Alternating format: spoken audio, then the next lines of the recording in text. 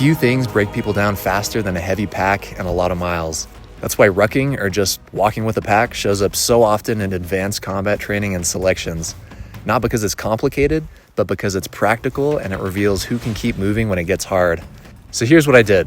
I talked to a bunch of Green Berets and some Tier 1 operators. And what I wanted to know is, of the guys who are the best in the world at rucking, what are they doing different? So whether you're a civilian getting prepared, a hunter hauling gear through the mountains, or a soldier getting ready for selection, these guys will help you step up your game. Today we're covering gear, technique, and training to help you move better with a pack. Plus we're releasing our first product in this video that you can't find anywhere else, and it solves one of the biggest issues with rucking. All right, let's dive in. Rucking hasn't changed much in decades, but gear, that's where things have changed. So let's start from the ground up with boots and socks. Your feet are your foundation. Typically your legs can go further than your feet, meaning the thing that actually slows guys down is getting blisters or maybe even twisting an ankle. Now everyone's feet are different. I know an SF guy with feet that are just bricks. He can literally wear the same pair of wet socks for weeks, never change them, and ruck forever without getting a single blister. That's not normal, even among these elite groups of guys. So while everyone's different, instead of just saying, do what works for you, I'm gonna tell you specifically, this is what the absolute best, the Olympic athletes of rucking are doing. And you can let that be your guide. So when it comes to boots, try them on if you can before buying. When it comes to socks, I recommend buying a pair of each. Then after you've tried them all and you've got a favorite, then you can order a bunch. So boots, if you're in the military and you have to wear uniform compliant boots, the top 3 these guys are using are, number 1, OTB boots. They're fairly new, but over half the guys at the most difficult selections are wearing these. They've got a carbon plate in them. They're built for speed. The runner-up is Merrell. Their MQC boots are awesome. Lightweight, durable, great for field use. I've got a pair right here. Then number 3 is Belleville. Their C320 boot has been around for quite a while. It's also very light. I'd say not quite as comfortable, but it gets the job done, and a lot of people love them. Now, if you don't have to wear a military boot and you can wear whatever you want, honestly, I'd still look at OTB boots if you want something really lightweight that's not waterproof. But outside of that, the favorites are the Salomon Quest 4D, keeping in mind that it's heavier, it's not designed for running, but for practical use, it's a favorite. I actually have a pair that's going on close to 10 years, and I just keep coming back to them. It's actually what I'm wearing right now. Next, if money is no object, check out Crispy boots. They're very expensive, very high quality hunting boots. A lot of the Tier 1 guys apparently like them a lot. Just keep in mind, we're talking $300 to $500 a pair. Now socks, this might surprise you, but most dudes have actually gone to merino wool toe socks to stop blisters between toes. Some guys will go all out and tape their feet up with Leuko tape, put some gel on over that, then put a toe sock liner, then another sock on top of that.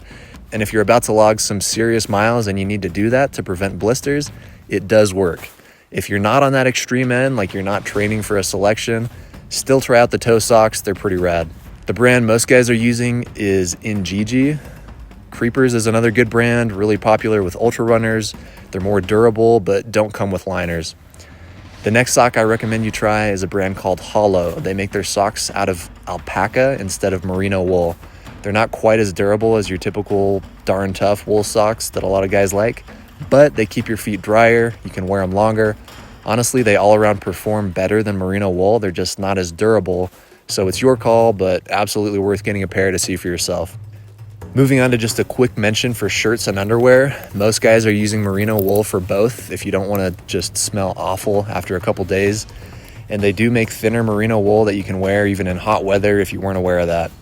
Stone Glacier is the winner here for both. It's a very soft merino wool. You can get it in green, and it's actually made in a cut that works well for athletic dudes. The only other underwear I'll recommend you check out is made by a company called XGO. Their synthetic boxers are Ranger School legends for preventing chafing. A good idea for shirts, socks, and underwear is you could have a wool set for daily use and then a synthetic set for high mileage days if that's something you need.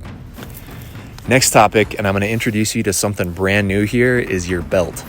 When you're wearing a heavy pack, inevitably your pants belt gets pushed into your hips and it digs in over time, chafes, and becomes super painful. I've seen guys with really messed up, bruised and bleeding hips, and it's actually a really common issue when you're covering a lot of miles with a pack on. So first, I'll tell you some cheap and easy solutions that guys are using in Ranger School, the Special Forces pipeline, and at higher levels than that. First, they'll ditch the belt entirely and tie a piece of 550 cord like so to keep their pants from falling down. Some guys are fans of suspenders. I've even seen a guy make suspenders out of 550 cord to keep his pants up. The other option is guys cut their belt super short, so it just goes through the front 2 belt loops like so. Some guys have found belts that are a little bit thinner than what gets issued, but they're still not great. And other guys will just tape up their hips and back with Leuco tape and leave it there for days while they're out in the field. Now you can do that, but all those solutions kind of suck. So we created something better. This is the Ruck Belt. It was designed and tested by a bunch of Green Berets while also getting input from everyone from hunters and hikers to Tier 1 operators. The key is how ridiculously thin this belt is. It's so thin you don't even notice it under your pack, which means it's not going to dig in or cause chafing. It's made from high abrasion neoprene Kevlar, which means it's super thin, extremely tough, and doesn't shift around while you're wearing it. It also has a titanium clip, which means the whole thing is made to resist sweat and salt water, and it's sized to your pant size so that you get a perfect fit. It's the highest quality we could make it because we made it for ourselves. We wanted a belt that was great for carrying a pack and for carrying concealed. And among the special forces and Tier 1 guys that have tested it, they all said it was the best thing they've used to date for rucking, and a lot of them ditched their old belts and they're just using this for daily wear. Besides being perfect for rucking, it's quickly becoming a favorite for concealed carry because it keeps your holster low profile. It actually helps you conceal because it's so thin, your belt line doesn't stick out any further than it has to. And it should go without saying, but it's made in the USA. This has been an R&D for years, and we're launching it right now. We've opened up pre-orders for a limited October batch. There's only a few hundred available on this first run. So click the link below and grab one before it's gone. The pre-order is going to go quick, and I'm really excited for you to get your hands on it because this is the belt that I wish I had years ago. All right, let's move on to packs. The Army's rucksack is not great. The plastic frame breaks. If you're tall, you can't adjust the height to fit you. Avoid it if you can. If you don't have a choice, you just have to suck it up and make it work, which you can do. Now, if you do have your choice, there's a lot of good backpack companies out there that make comfortable, lightweight packs that can handle a lot of weight. And from what I can tell, all the innovation that's happening in that realm is happening within ultralight hunting companies. For military use and hunting, Mystery Ranch and Eberly stock used to be on top, and they're still great. But other newer companies have continued to innovate where they left off. And right now, one brand is ruling the market in this space, and that's Stone Glacier.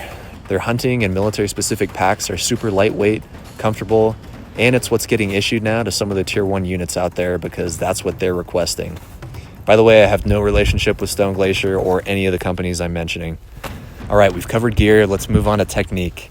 Keep in mind, some of these tips apply to a training, workout, or selection, and some of them apply to actual operational movement.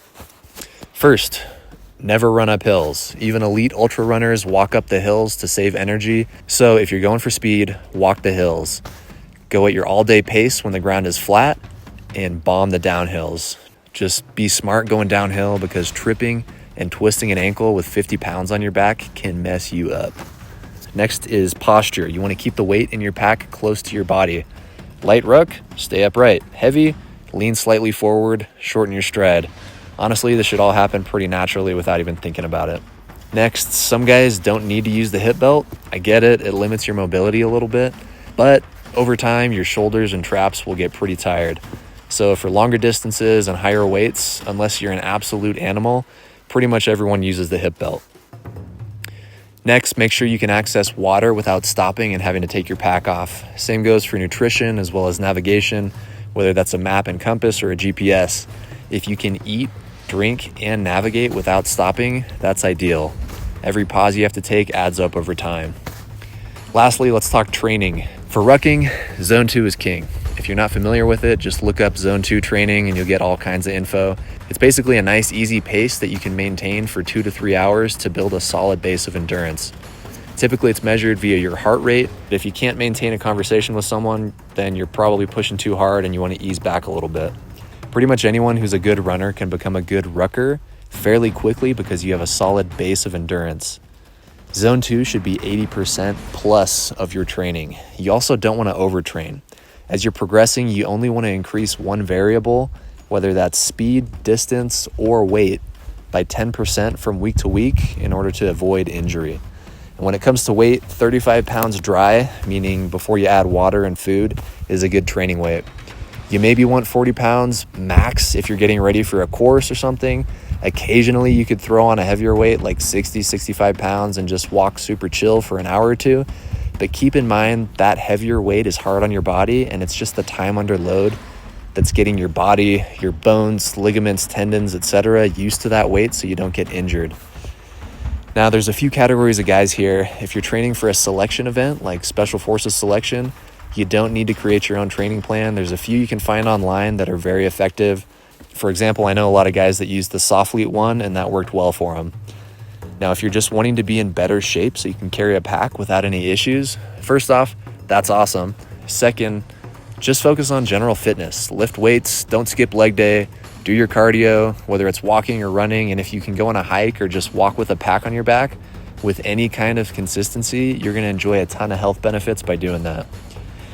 Guys, rucking is the ultimate test of your grit and your gear. Get your equipment and your fitness dialed in and you'll be unstoppable. Click on the link in the description to order a Ruck Belt, because you know what? You don't want your hips and back getting all messed up. Wearing this belt just means there's one less thing you have to worry about when you're already sucking through a long ruck out in the woods.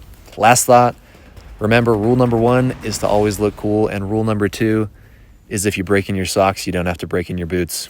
Just kidding. See you guys next time.